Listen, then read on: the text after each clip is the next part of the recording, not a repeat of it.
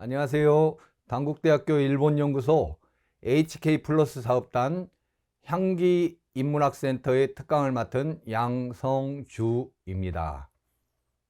오늘 제가 여러분들과 이야기할 내용은 서예의 간략한 역사입니다. 서글이라는 것은 우리 마음의 소리를 눈으로 볼 수 있게 해주는 장치라고 얘기할 수 있습니다. 우리가 그런 얘기 많이 들어보셨죠? 사람을 평가할 때 신언서판이라고 바른 몸가짐, 그리고 바른 말, 그리고 중요하게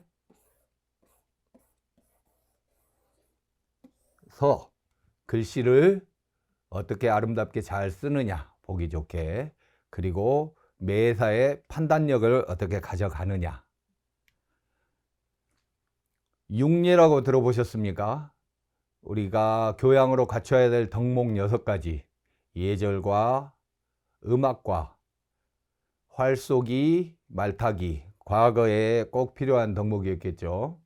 그리고 중요하게 글씨를 어떻게 전달력 좋게 쓰느냐, 그리고 마지막으로 수학적 판단력을 갖춰야 훌륭한 인품을 가진 사람이 될 수 있다, 그런 얘기고요.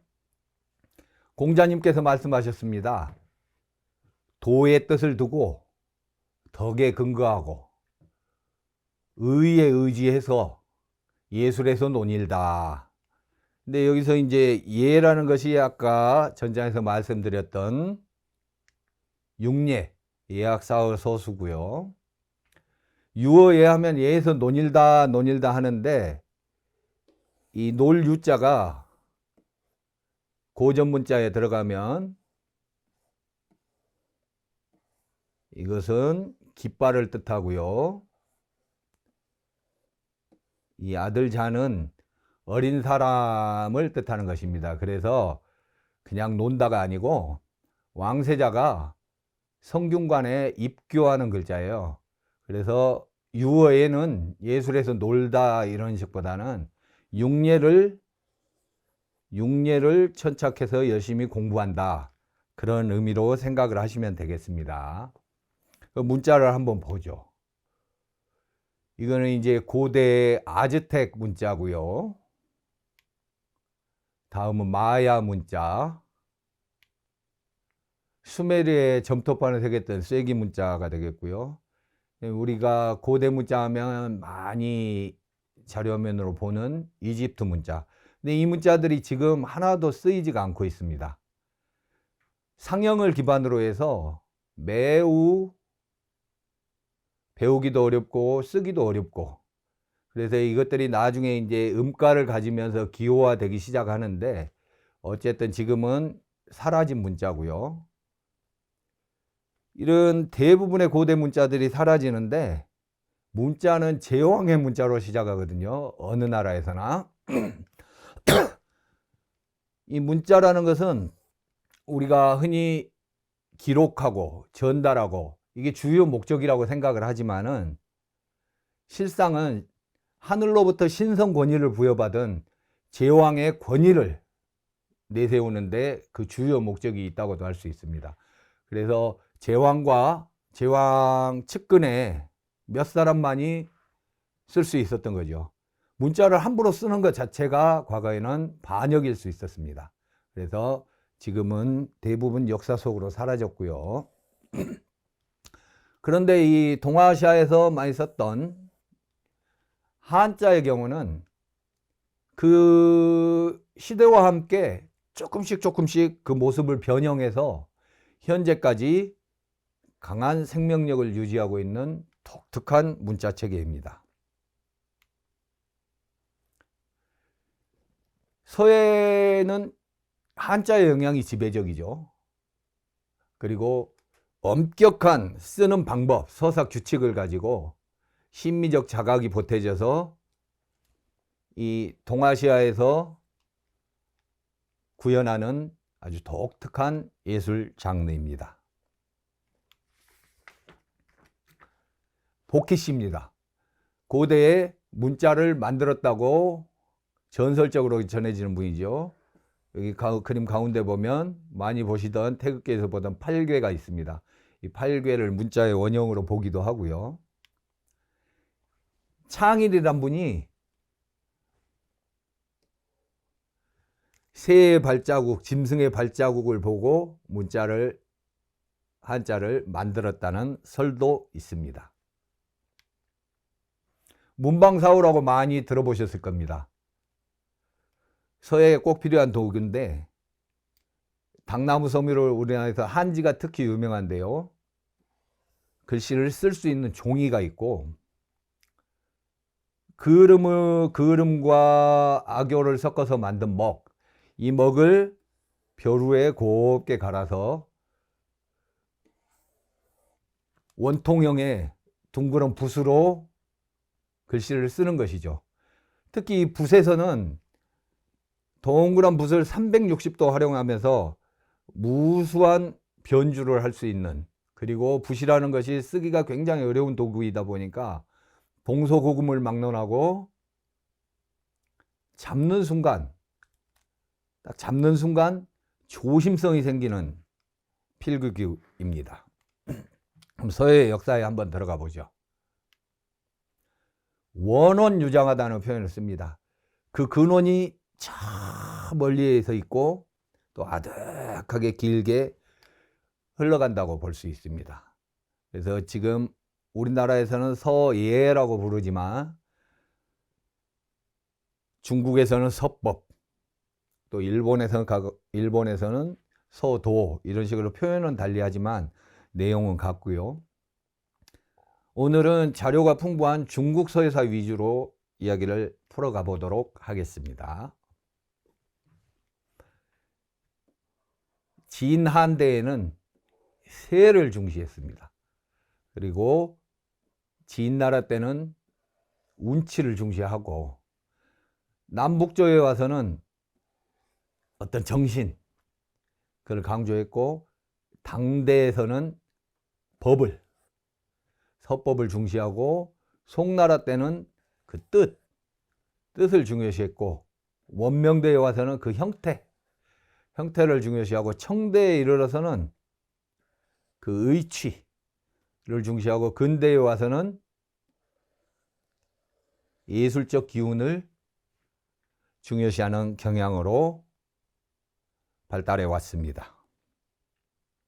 그러면 한 시대씩 살펴보기로 하겠습니다. 선진시기입니다. 진나라 이전에 우리가 이제 아시아 역사에서 진시황이 중요한 포지션을 차지하고 있어서 진나라 이전을 선진이라고 하는데, 이 시절은 혼동과 계몽의 시기라고 할 수 있습니다. 이 시대에 어떠한 글씨가 있었느냐 한번 보도록 하죠. 여러분들이 많이 보았을 것입니다. 거북의 배껍질이나 등뼈 혹은 소의 견갑골을 불에 쬐어서 그 열로 인한 균열이 발생하는데, 그 균열을 해석한 것이 왕의 최측근인 정인이라고 하는 사람입니다. 정인이라는 사람이 왕의 최측근으로 있으면서 그 점괘를 해석하고 그 점괘를 그 뼈에 새겨 놓은 것입니다. 여기 보시면은 쭉 금이 있고 그 사이사이에 점괘를 해석한 글씨가 들어가는데, 이 균열 상태에 의해서 점을 쳤던 것이죠. 그래서 우리가 지금도 점칠복자 같은 경우에는 이 갑골의 소재가 됐던 거북의 등껍질, 배껍질, 소의 어깨뼈 등에 새긴 균열이 간 그 균열의 형태를 그대로 딴 글자라고 할 수 있겠습니다. 이렇게 갑골 꽤 오랜 시기 갑골이 성행을 하는데요. 붉은 주사로 쓴 것도 있고 먹으로 쓴 것도 있고 대부분 또 칼로 새겨지죠. 근데 갑골이 벌써 밝혀진 문자만 해도 5천여 자가 넘습니다. 5천여 자 정도면은 굉장히 고등한 문자 생활을 할 수 있는 정도의 글자라고 할 수 있겠습니다. 물론 아까 이런 글자는 아직 학계에서 어떠한 글자인지 해독이 안 된 상태고요.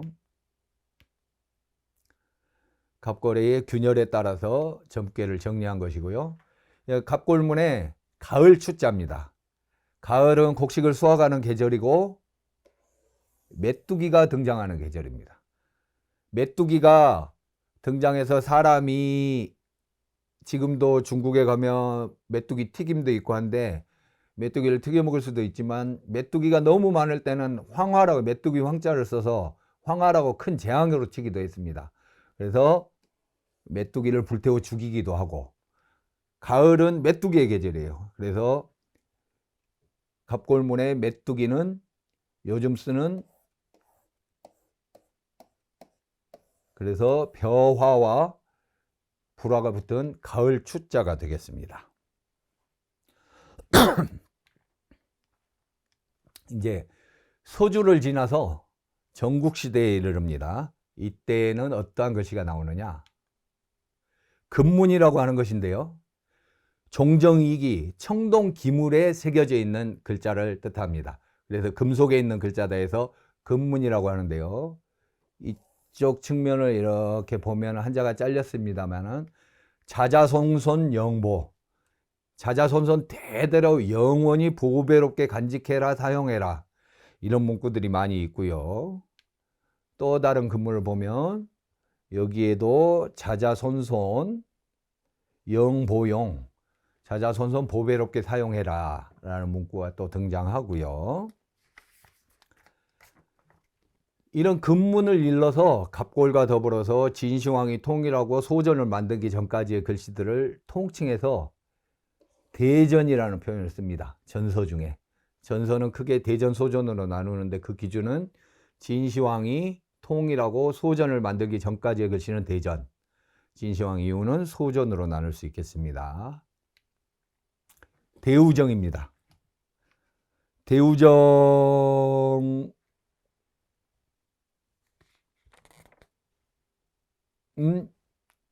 이런 부분에서 보이듯이 글씨의 획이 육중하면서 단정한 형태를 취하고 있어서 후대의 학서자들이 많이 참고 자료로 삼는 것이고요. 이 시기에 또 석책, 옥책이 등장합니다.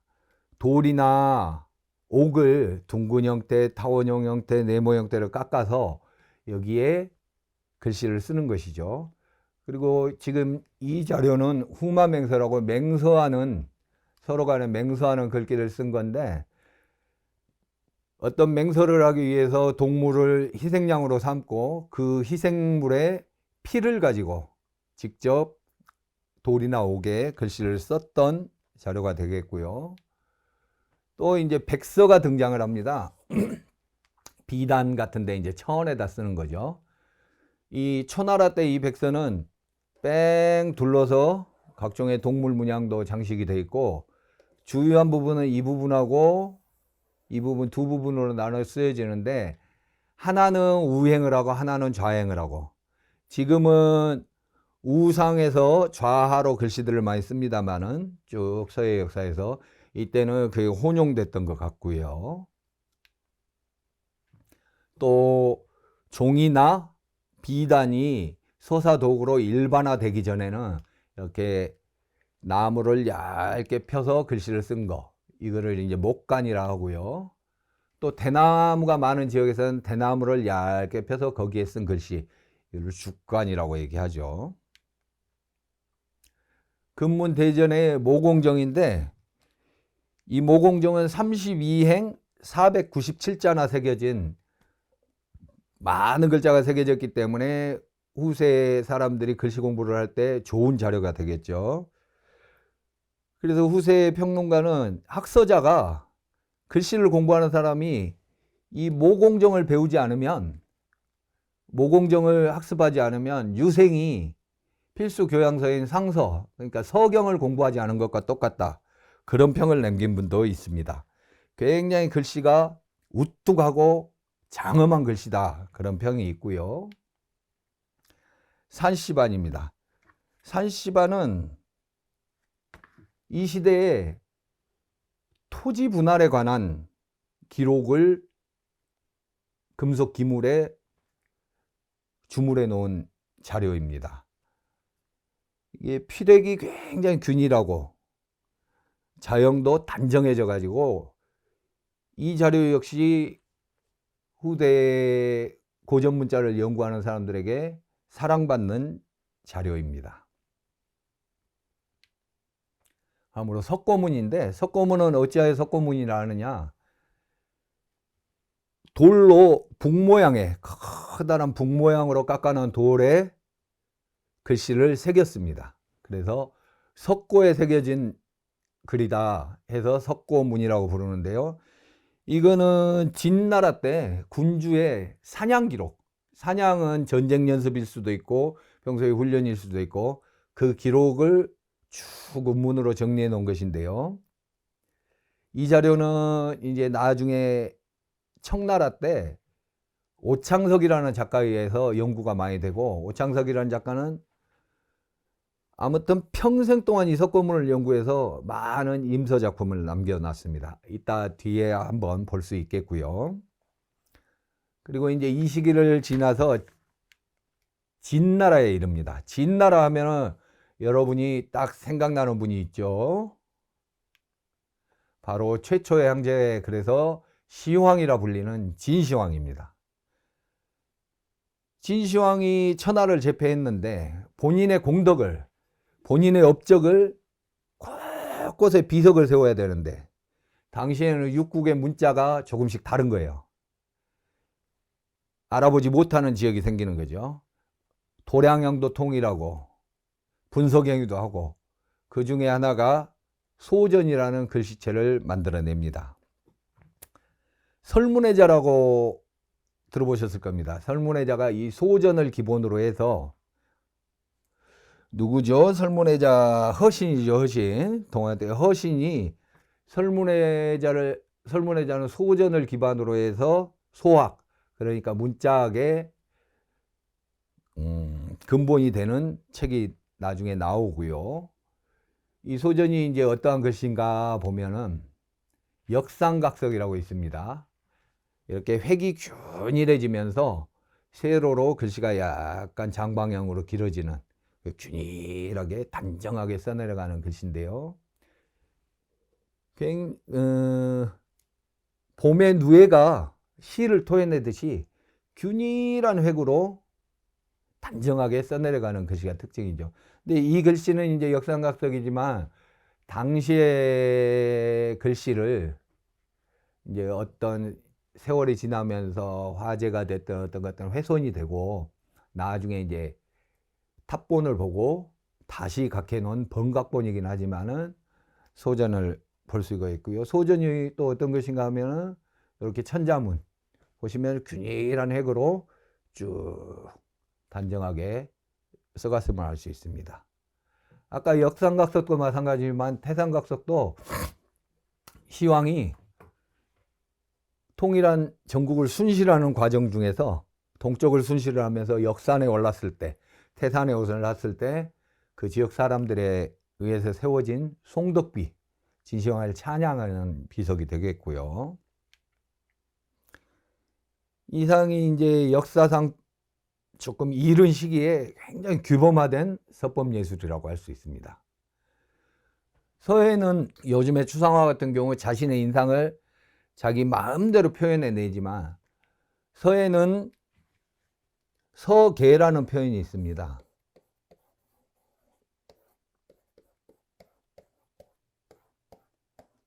약속입니다. 자기 마음대로 쓰면 안 되는 거예요.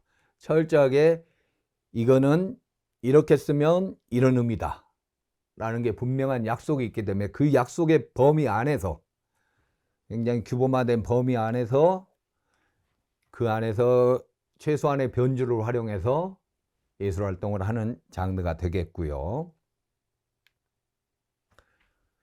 그리고 이제 이 시절에 이미 전서라는 것도 단정하게 쓰지만 어떤 때는 또 속사의 필요가 있었을 것입니다. 그래서 초전이라고 하고요.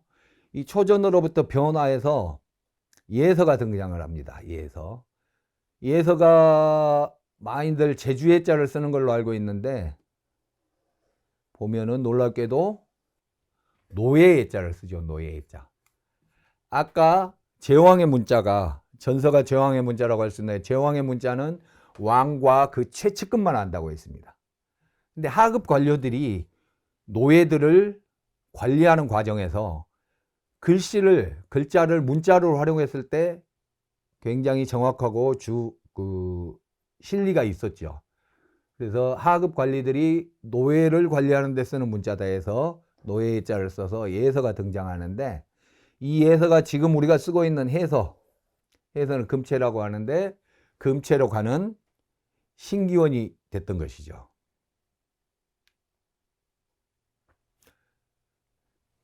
아까 이제 속사의 필요성, 거연한간이라는 자료인데 여기에서 우리가 얼핏 보면은 정자로 써져 있는 글씨가 없습니다.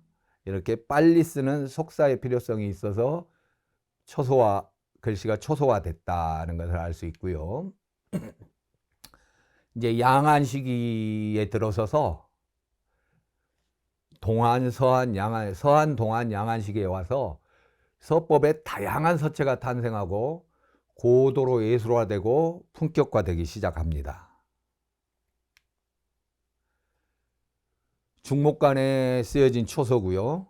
초서가 많은 사람들이 해서 이후에 탄생한 걸로 알지만은 예서가 형성이 되면서 실무 현장에서 쓰던 글씨였다 보니까 빠르게 기록할 필요가 있었던 것이죠. 그래서 이렇게 초소화되는 과정이 있고 이를 이제 옛날 초소라 해서 장초라 하고요. 여기서 잠깐 보면은 죽간 목간 얘기가 나왔지만 우리나라 백제 국남지에서도 이렇게 많은 목간이 출토가 됐고요.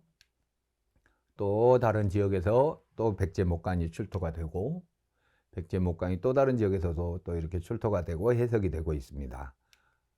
그리고 고구려 몽촌토성에서도 목간이 발견이 됐고요. 글씨가 잘 안 보입니다만은. 그리고 신라 안압지에서도 또한 목간이 출토가 되죠. 신라 목간이 굉장히 많은 양이 출토가 돼 있고 이것으로 봐서 그 한반도에서도 중국에서도 그 주요 소사 도구가 죽간 목간 위주였음을 알 수 있고요. 같은 유물이 이렇게 한반도에서도 발견되는 것으로 미루어서 중국과 한반도 간의 문화 교류가 굉장히 활발했다 하는 것도 짐작해 볼 수 있습니다. 이제 동안 서한 시기는 지금 우리가 볼 수 있는 자료가 비석에 새겨진 비각을 통해서 그 시대의 글씨를 우리가 잘 볼 수가 있습니다. 한번 실내로 들어가 보죠. 오봉 2년 각석이라는 자료인데요. 여기 오봉 2년이라고 시작을 하죠. 이 글씨는 보면은 이제 어디서 본 듯하다 그런 느낌이 있을 텐데 예서임에도 불구하고 파임이 작고 그런 것이 흡사 우리나라의 광개토대왕비를 보는 듯도 하고요. 삼노휘자기일기 이거는 이제 본인의 부모와 조부모의 기일을 기록해 놓은 비석이고요. 4303비 이거는 이제 후에 평론가가 동안 원년에 새겨진 비석인데 후에 평론가가 비전비에다 예서도 아니고 전서도 아니다. 비전비에 전서도 아니고 예서도 아니다. 그런 평을 들었던 비석이 되겠고요.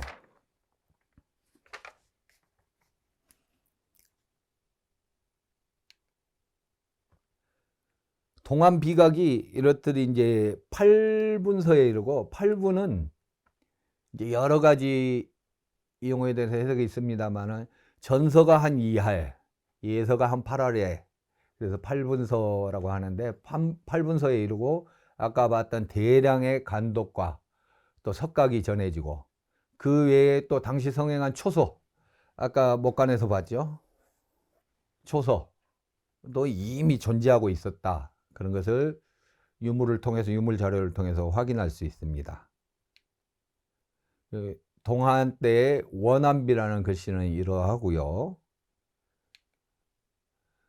성문송이라는 또 비석입니다. 예서인데, 이 예서가 이제 쓰는데,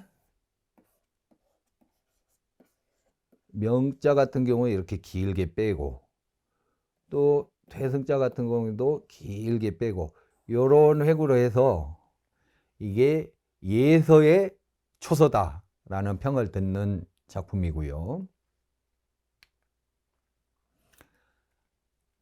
한노상 을령치 백석 졸사비, 이게 원문인데 이제 줄여서 우리가 을영비라고 부르는 동안 영흥 원년의 비석이고요. 예기비입니다.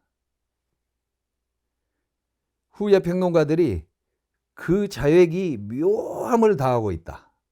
묘해서 비필비수, 붓으로 쓴 것 같지도 않고 또한 손으로 쓴 것 같지도 않다. 어디서 신성한 권위로부터 내려온 글씨 같다라는 평을 들었던 예기비가 되겠고요. 배지묘지의 글씨는 이제 묘지석입니다. 묘지의 글씨는 또 이러한 자형을 또 갖고, 그다음에 이제 동안 광흥 6년에 이러한 백석신군비라는 글씨가 있습니다. 이 백석신군비는 그 호방한 기상이 나중에 나오는 위진년간의 육조서체라고 하는데 육중한 서체를 닮아 있다. 그런 평을 듣고 굉장히 방정하죠. 근데 이 백석신군비는 또 우리가 익히 한국 사람들이 잘 알고 있는 추사와도 연결되는데요. 한번 보죠. 추사의 명선이라는 작품인데요.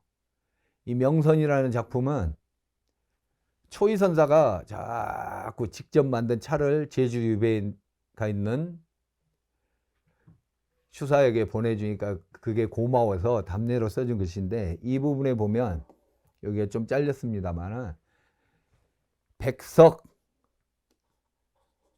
백석신군비의 피리를 차용해서 썼다라고 명기가 돼 있어서 추사가 벌써 한나라 때 비석을 청나라 영경에 가서 옹광방과 교류하면서 한나라 때 비석 자료를 보고 연구를 했음을 알 수 있습니다. 이제 병거사 이해, 추사가 이제 본인이 병이 들어서 병거사가 예서로 썼다라고 표현한 거고요. 이 추사를 위시해서 여러분들이 서예 작품을 제작하는데 어떠한 태도였는가? 침계라는 두 글자를 의뢰를 받습니다. 의뢰를 받는데 옆에 쭉 그런 말이 있거든요. 자신이 없는 거예요. 내가 이 침계 두 글자를 쓰는데 근거를 찾기 어렵다. 글씨는 망령되어 쓸 수가 없어서 30년이 지난 이제 자신감이 생겨서 쓴다라고 하는 거거든요. 30년간 의뢰자의 의뢰를 가슴에 품고 있다가 어느 날 문득 공부가 쌓이고 자신감을 갖고 쓴 침계라는 작품입니다.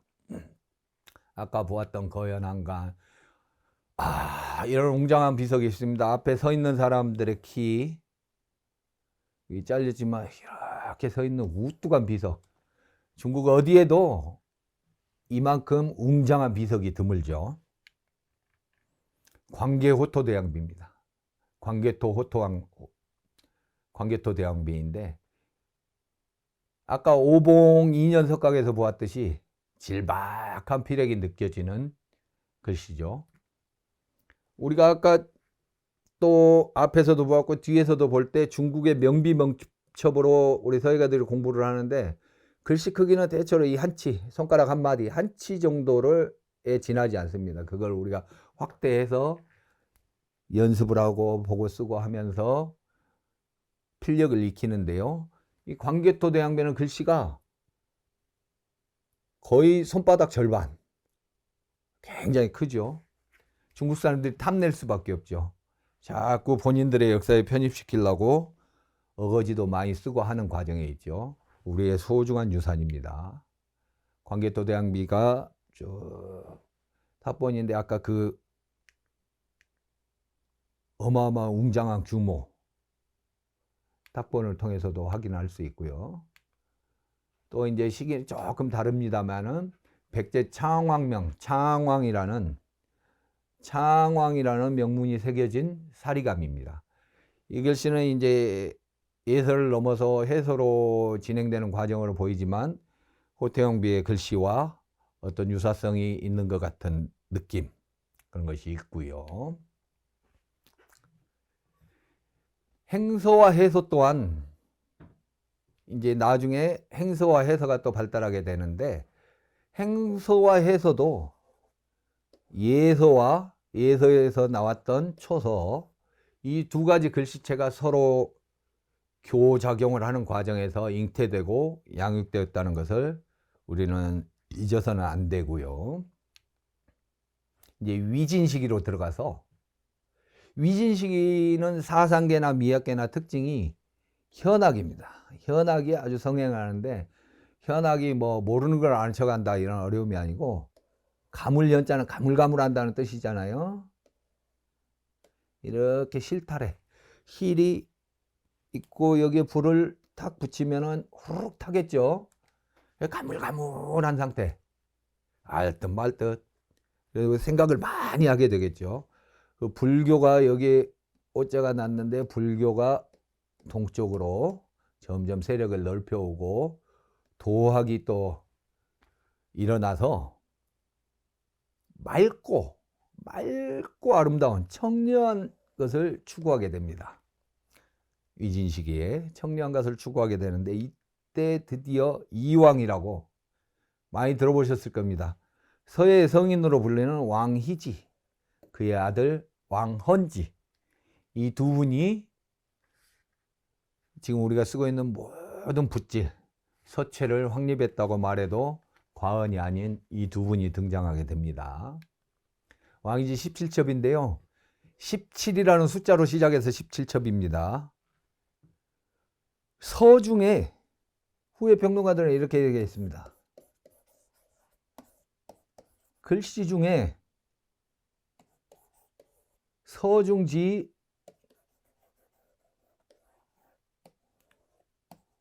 서중지룡이다.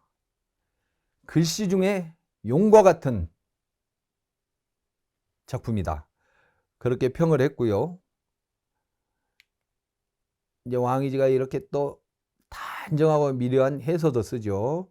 아까 17첩 같은 경우는 초서, 해서, 그다음에 이제 드디어 왕희지 난정서입니다. 난정이란 곳에 모여서 선비들이 어진 사람들이 모여서 유상곡수연을 벌리는 거예요. 우리나라 경주의 포석정을 연상할 수 있습니다. 물길에 술잔을 띄워놓고 시 한 수 짓는 놀이죠. 근데 이 난정서는 그 당나라 태종 이세민이 너무 사랑해서 자기 무덤에 갖고 들어갔다고 전해지고요. 그래서 지금 남아있는 거는 몇 사람이 임서로 한 건데 그 기풍이 거의 흡사해서 진품도 이러했을 것이다 라고 추측을 해요. 천하제일행서라고 평을 받는 난정서입니다. 난정서라는 자료는 워낙 서예 관련해서 인쇄되고 뭐 출판된 게 많기 때문에 여러분도 쉽게 주변에서 구해 보실 수 있겠고요. 이제 그의 아들 왕헌지 글씨입니다. 뭐 많은 사람들이 아버지보다 못하다 뭐 이런 평을 하지만 그래도 아버지와 더불어서 이왕으로 불릴 만큼 개성 있는 글씨를 썼던 왕헌지가 있고요. 이제 이 시대를 거치면서 정치상의 분열과 혼란이 옵니다. 그래서 정치상의 분열 혼란은 지식인들로 하여금 탈사회 의식을 붙이게 해요. 그다음에 이제 은둔하기도 하고 세상 일에 세속을 떠남을 추구하기도 하고, 그러나 이때에도 이제 이성 정신은 자유를 향해서 끝없이 달려서 오히려 예술 창작의 번영기를 맞이하기도 합니다. 한말에 그 동안 서안 예술 거쳐 그 비석의 서법을 계승하면서도 또 문짝의 속박에서 벗어나 가지고 아름다움을 추구하는 범주로 진입하는 허다한 명가가 배출되는 시기가 또 이 시기고요. 이 시기에 사람들은 이제 이왕은, 얘기했던 왕은지 그의 아버지 왕이지는 예술품을 창작하는 태도 그리고 기법에 중대한 공헌을 한 분으로 평가받고 있습니다. 그래서 이제 이들은 이왕의 업적을, 그의 봉작을 쭉 이어받고 이제 드디어 남조의 서풍에 와서 해서, 행서 그리고 초서에서 더욱 정밀해지고 더욱 아름다운 것을 추구해서 결과적으로 서정적 서풍을 열었다고 하는 시대가 도래합니다. 그리고 이제 남조와 더불어서 이제 또 북조에서는 부기의 서법으로 가고, 품격은 또 대다수 한나라 때 비석에서 취해오죠. 그리고 이때 북조 서법의 가장 중요한 공헌이라고 할 수 있는 것은 예서에서 지금 쓰는 해서로 넘어온다는 것입니다. 예서에서 해서로 넘어온다는 것이고, 서풍은 그야말로 용무한 기상으로 웅원하고 광대한 서풍을 전개해 나갑니다. 원현준 묘지명입니다. 극히 정교한 글씨라는 평을 듣고 있고요. 용문조상기입니다. 이 작품은 부기 때부터 북송시대까지 수백 년간 용문의 구를 파고 불감을 조성하고 부처님을 모시면서 그 내력을 기록해 놓은 작품인데, 글씨가 굉장히 각이적하죠. 장맹용부입니다. 노근태수 장북은 청송비라고 하는 원문을 가진 비석인데, 단정하죠. 단정하면서도 방필이라면 각진 붓질에 의해서 힘이 넘치는, 결구가 단단하고 변화무쌍한 서체를 보여주는 이 시기의 대표적인 서체라고 할 수 있습니다. 지금도 저 시절의 서체를 공부하는 서가들은 이 장맹용부를 많이 모본으로 삼고 있습니다. 위진 남북조가 번영을 다하고 이제 수당 시기로 넘어오는데, 수대에는 남북조 두 파의 융합을 추구합니다. 융합을 추구해서 즉각적이고 엄근한 그러한 서체에서부터 시작해서 준정전환 서체로의 이동이 있습니다. 남조의 웅과 북조의 힘 넘치는 골이 서로 합쳐진 결과 살이 풍부하고 뼈가 튼튼한 당해가 탄생하게 됩니다. 당해는 당나라 때 해서죠. 예술 기범이 확 열리는 겁니다. 그래서 이 남조와 북조의 서법이 합해져서 수나라 때 서법이 당대 서법에 심원한 영향을 미쳤다고 평가를 하고 있습니다. 이 시절에 이제 지영의 천자문인데요. 지영은 이제 왕이지 다섯째 아들 이름이 뭐더라? 휘지의 한참 후손인데, 스님인데, 이 천자문을 800여 번을 써서 각지 사찰에 배포해서 썼다고 하죠. 아마 불교의 공식 폰트가 아니었을까 생각이 되는 부분입니다. 그리고 이제 당나라 때는 중요한 게 상층 지도자 황제부터서가 서법 예술을 굉장히 중요시합니다. 그래서 서법이 황제 권위와 딱 결합이 되고, 그로 인해서 이제 민중들은 그 좋은 글씨를 모방하고 학습하는 효과. 그래서 엄숙하고 정식한 반듯하게 장식이 된 해서가, 정체라고 하는 해서가 등장하는 시기입니다. 이 당나라 때 보죠. 평정함 속에서 험절함이 있고, 온화한 것 같은데 험절함이 보이고, 강건한 것 같은데 부드러운 기운이 보이는 구체, 구양순체를 한번 보죠. 구양순의 결구 36법. 구성궁 예천명. 아주 유명한 작품이죠. 많이들 구양순 글씨를 배울 때 꼭 임서를 하고 넘어가는 구양순의 행서 천자문. 그 다음에 이제 또 이 시기에 당풍의 그 튼튼한 근거를 가지고 또 이제 그 기상을 이렇게 쌓아놨다는 안진경의 안치를 보겠습니다.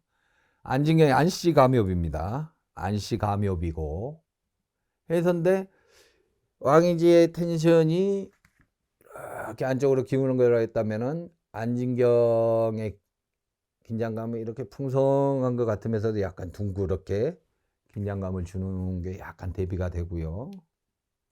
쟁좌이고, 아까 왕이지의 난정서와 더불어서 천하 제1의 행서로 칭송받는 법입니다. 난정서와 쌍벽을 이룬다. 상소문 초고인데, 그래서 의도하지 않게 어떤 신격을 얻었다. 그런 평을 받는 글씨고요. 제백문고 자기 백부에 대한 제문은 초고고, 제질문고 조카. 이 제질문고 작품이 초묘입성이라는 표현을 듣습니다. 묘함을 넘어서서, 묘경을 넘어서서 성인의 경지로 들어갔다.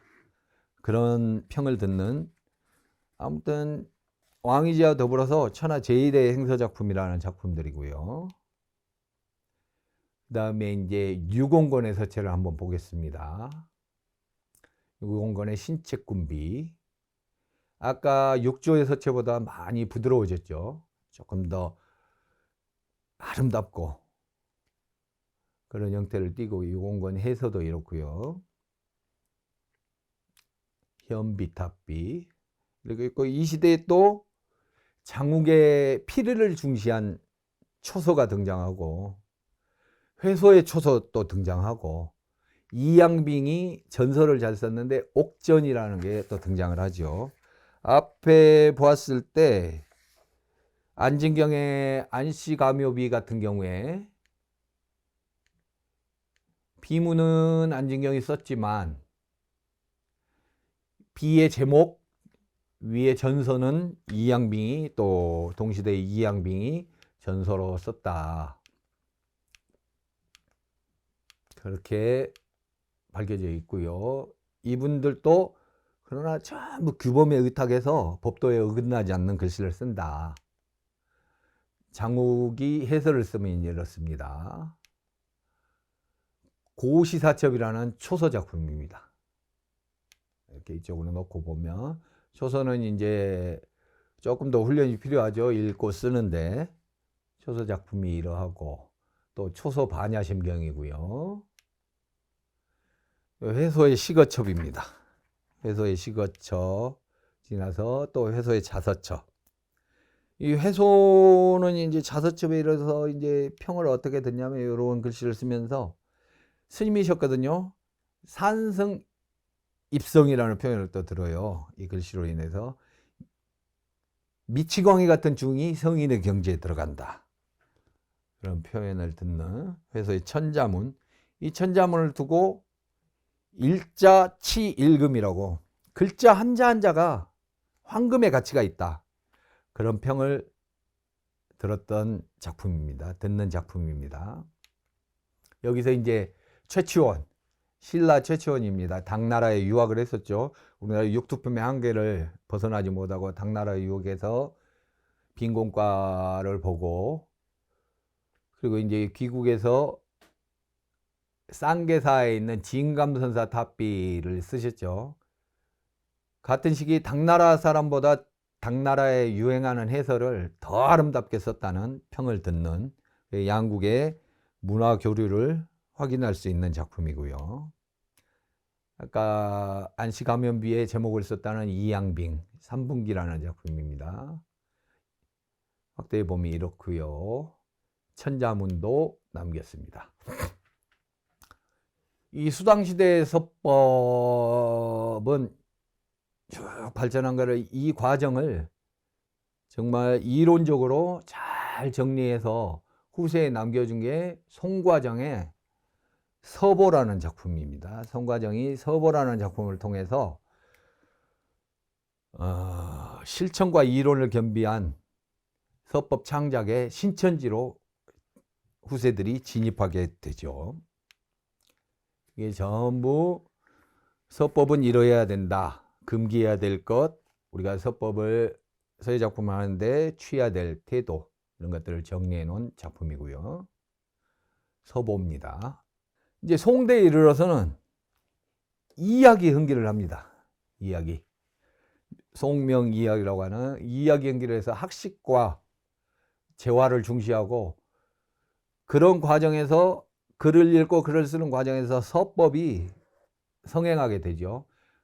그리고 그들의 정을, 그리고 의지를 전달하는 표현으로 서법을 중시하면서 문인예술이라는 장르를 개척해 가게 되죠. 행초서가 이들의 정신세계와 형식미를 가장 잘 표현할 수 있는 절호의 수단으로 행초서가 유행을 하게 됩니다. 속사를 하는 거죠. 근데 행초서도 우리가 보면은 이제 무조건 빨리 쓴다라고 생각을 하는데, 행초서가 이제 평가들의 이야기를 들으면은 빠르게, 느리게, 달리듯 걷는다, 뭐 이런 부황부황한 표현들을 쓰거든요. 그래서 행초서 실무에서 쓸 때 빨리 쓰더라도 작품으로 남길 때는 또 느긋하게. 드디어 이제 상의 서풍이 등장을 하게 되고요. 당나라 때까지는 정교한 규칙에 의해서 아주 공교로움을 추구했다면은 이 송대에 와서는 주체의식의 표현으로 어딘지 좀 이그러진 그런 것들을 표현하게 됩니다. 불공한. 그래서 송대에는 이제 소식, 황정경, 미불, 채양이 송대 사가로 불리면서 등장을 하는데요. 한번 작품을 보죠. 소식의 적벽부입니다. 그리고 소식은 우리가 잘 아는 소동파요. 반야심경이고, 황주 한식시권이라는 작품을 남겼고요. 이 작품이 또 이제 앞에서도 많이 들었던 초묘입신이다. 묘한 경계를 넘어 신의 경계로 들어간다, 그런 표현을 드는 작품이고요. 소식의 행서는 이러합니다. 소식의 양성부고요. 황정견의 작품이고요. 황정견 성리학자서, 그 다음에 황정경의 작품.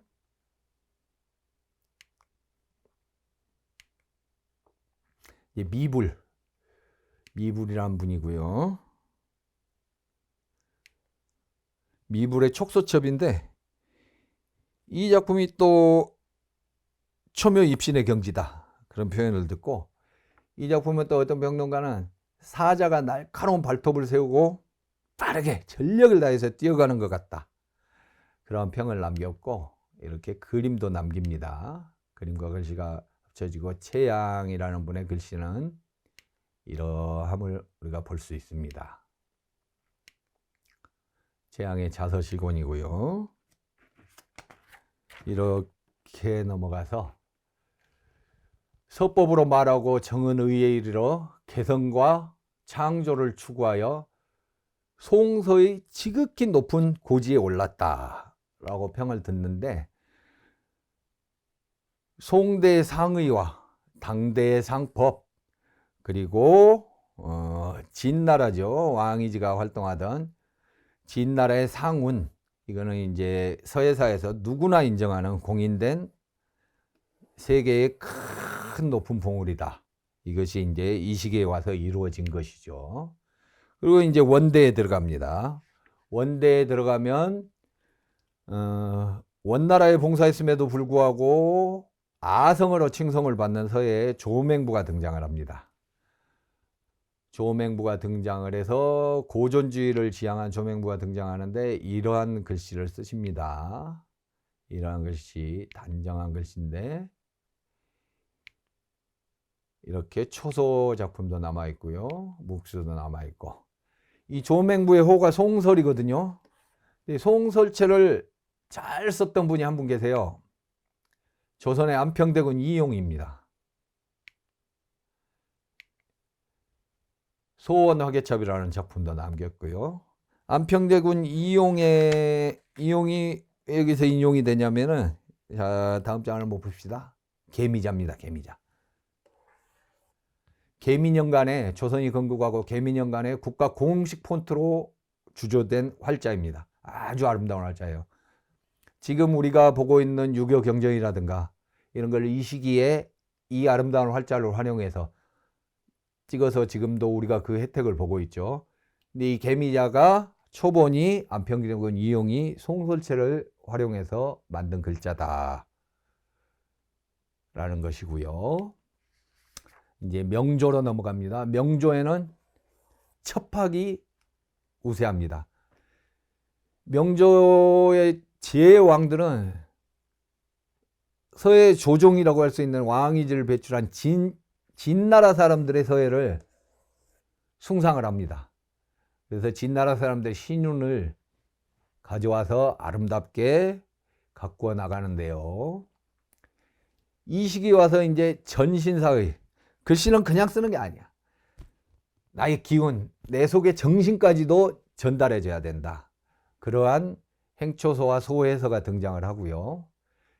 이후에 명청에 오면서 관청에 공식 문서가 많아집니다. 그래서 관청에서 쓰는 대각체라는 것도 등장을 하는데 한번 보시죠. 이 시기에 추경명이라는 분의 글씨는 이렇습니다. 이렇게 작게 쓴, 단정하게 쓴 행서들이 등장을 하고요. 추균명이 쓴 적벽구입니다. 좋은 문장은 후대들이 계속 쓰고 익히고 하죠. 추균명이 쓴 초서고요. 문직명이란 분의 적벽부 넘어서 문직명이 이런 그림도 남기고요. 치용정기라는 문장을 또 문직명이, 왕총이라는 분이 작은 해서로 쓴 단정한 소요유라는 작품이고요. 왕총의 자서오옥가 넘어서 왕총의 잡서처. 그리고 이제 명나라 만기에 명나라 끝에 가서는 서단에 제가 병립을 하고 서로 다른 풍모로 쟁투를 하죠. 그 중에 동기창 팔대산인을 보시겠습니다. 동기창이 쓴 두보시, 동기창의 악양루기, 동기창의 주덕송, 팔대산인의 반야심경인데요. 팔대산인 경우에는 명나라 왕실에 태어난 이름이 주탐이거든요. 클 때자 귀자를 붙여서 쓴 주탐인데, 그리고 이제 청나라로 넘어가는 과정의 분인데 왕실에서 태어났지만 이제 몰락한 나라의 유민이 된 것이죠. 허허로운 글씨를 이렇게 남기고요. 관청에서는 대각체라고 해서 이렇게 먹색이 짙고 네모 반듯하고 이런 글씨들이 등장을 합니다. 대각체라는 것이 한림학사들이 즐겨 사용했고요. 근데 이제 이런 한림학사들이 즐겨 쓴 대각체라는 것은 굉장히 속박이 심해서 서가들은 끊임없이 이거에서 벗어나야 되겠다라는, 그리고 고법에서, 옛날의 법에서 서예 정신에서 원류에서 취해가지고 예술 영역으로 끊임없이 나아가야 되겠다는 노력들을 하죠. 청나라 때에 이르러서 이제 첩학이 등장을 합니다.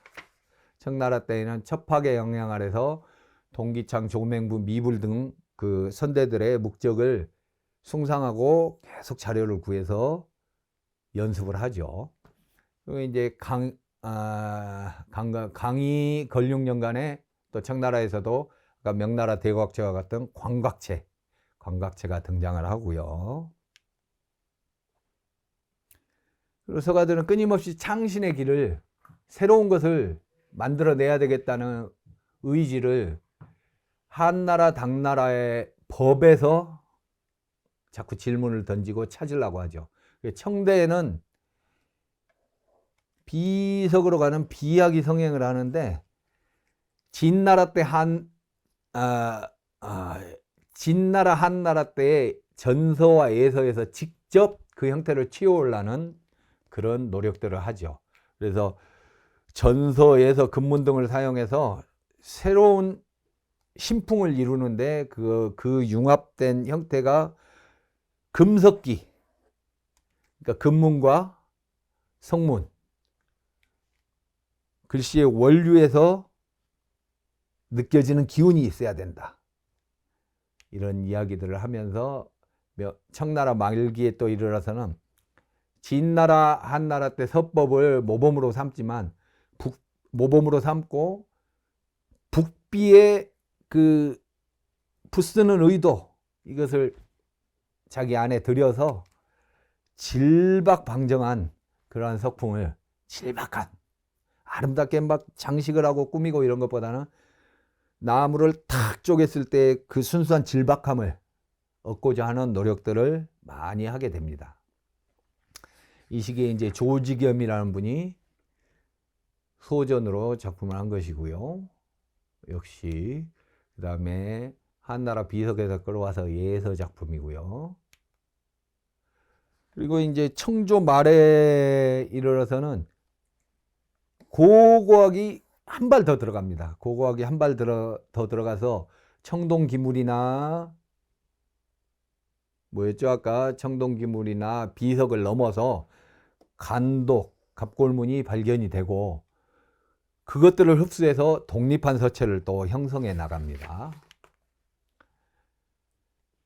그런데 이제 저지난 세기 말에 동서방의 문명이 강하게 충돌을 하면서 이 아시아의 전통 문화가 갈 길을 잃어요. 갈 길을 잃는 방황 시기를 거치게 되는데, 이 방황 시기를 거치면서도 많은 서가들이 노력을 하는데 우우임이라는 분입니다. 우우임이 쓴 반야심경이고, 이러한 미려한, 그리고 이제 홍일법사 이숙통이 쓴 광각체죠. 이러한 광각체의 속박에서 벗어나서 늑연이 송변시인데 느낌이 확연하게 다르죠.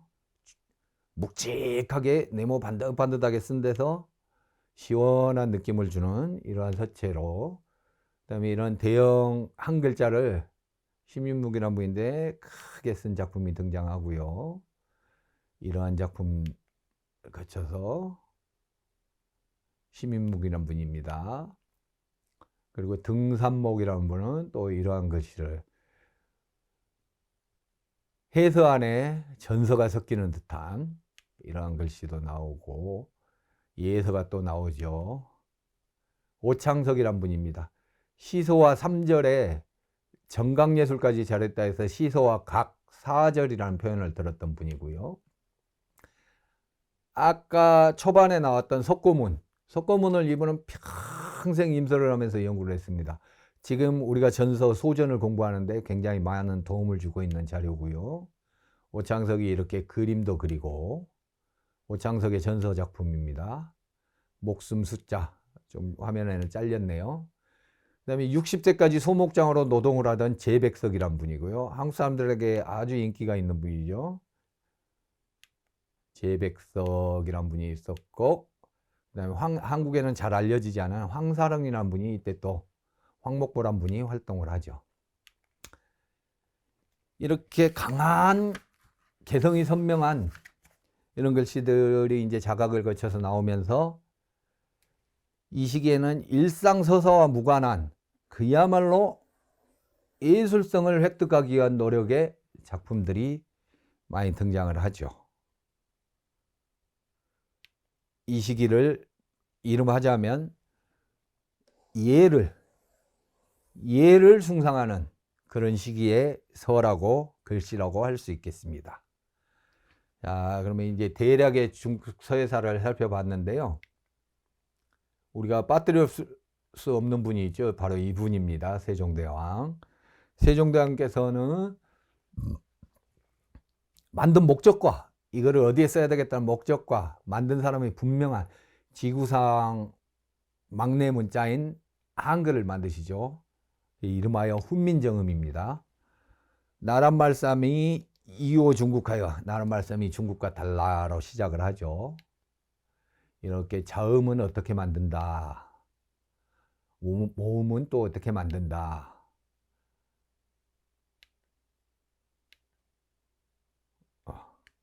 이렇게 해서 한글이 나오는데, 이 한글의 우수함은 누누이 강조해도 지나칠 바가 없겠습니다만은, 한글을 전용하자는 분들이 간혹 계시는데 저의 생각은 그렇습니다. 한글과 우리 할아버지들이 많은 유산을 남겨준 한문을 같이 병용해서 쓰면 될 일이지, 굳이 한글만을 쓰자 해서 우리 할아버지들의 찬란한 업적을 한쪽으로 내버리는 그런 태도를 취할 필요가 있겠는가.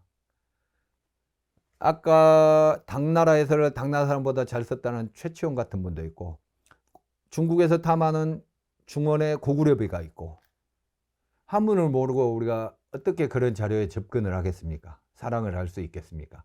저는 한글과 한자는 같이 공부하고 우리 한국 사람들이 그러할 역량이 충분하다고 믿습니다. 제가 중언부언하는 이 소리를 오랫동안 들어주셔서 감사하고요. 남은 더위 잘 나시면서 건강하시기를 바라면서 저는 이만 물러가겠습니다. 단국대학교 HK 향기인문학센터 특강으로 서예의 간략한 역사를 훑어본 양성주였습니다. 감사합니다.